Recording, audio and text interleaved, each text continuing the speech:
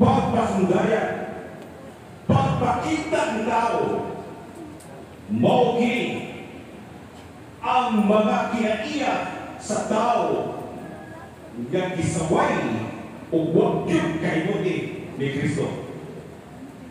Kung kita mo tabang, angay nga di na ito pahibakon ang tanan. Kung nasa gibuhat sa imong tuong karot, ayaw ipahibalok ngadto sa imong wala. Kini mga buwan na pahinom ng kanato nga tinun-anay o magtarong nga pagkamagihatagon angay na itong paghahimuon sa hilom. Dili tungod sa lubog, kung dili tungod sa ugma. Ang tinun-anay na pagkamagihatagon gipadayag o gipamatudan sa magpadaang tao sama sa mga santos o usa ni ana mao si St. Thomas o Villanueva, Tomas de Villanueva, usa ka santos nga Agustino nga gibantog nga usa ka obispo alang sa mga krus. Taliwa sa iyang mataas nga tundanan, wala siya magpahimuros sa lahom na iyang igutan.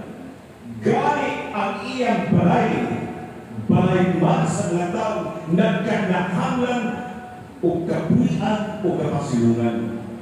Ang iyang kasing-kasing puno sa gugma o kaluoy, wala siya mapasigabo diha sa mga tao na iyang gitabangan.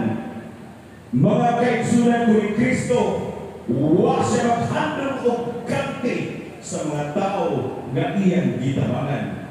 Kay matod pa niya, ang serbisyo walay resibo.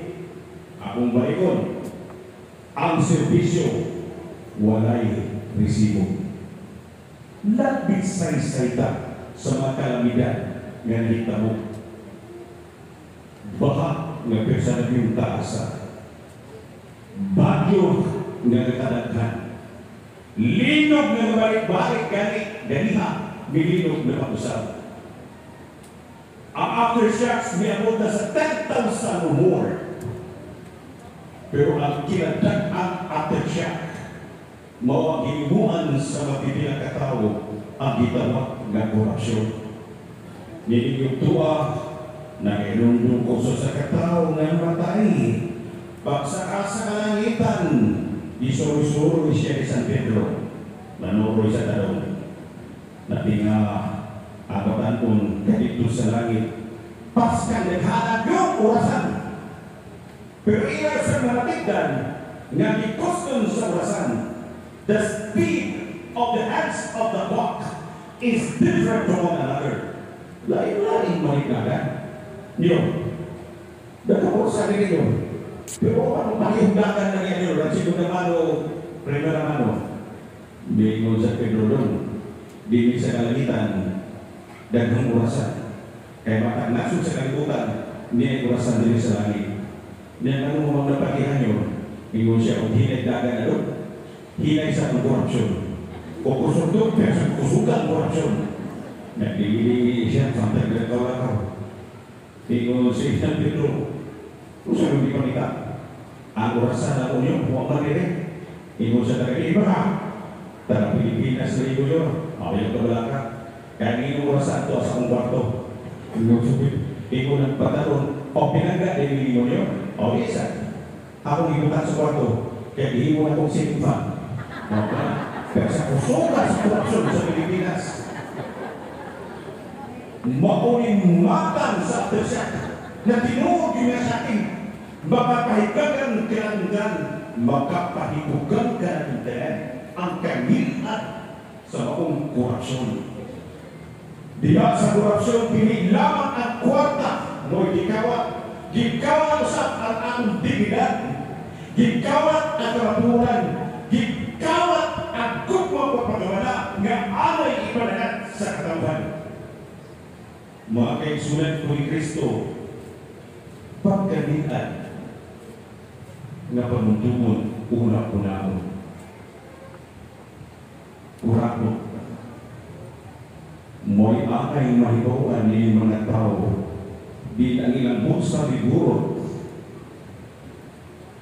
nga ang Diyos bisan tuod usa ka Diyos nga mahimaon usa-usag sa ka Diyos sa kaayuhan o katarungan.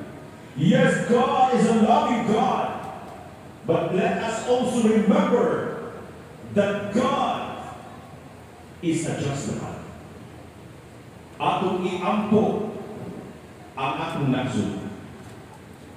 Atong iampo nga kita panaligdan sa kalamidad nga nag-abot-abot nga wala ikulong. Ato sa iampo na dinagatugas ang pililyo nga kilintanan nga kabilad nga binuhatan sa mga tao maundan na, mahunong na. Mag-eksunan ko ni Kristo, maginawa kita nga si Santo Niño maglandag kanila o kita usap magpanaligdan sa mga matang nga kaligtan.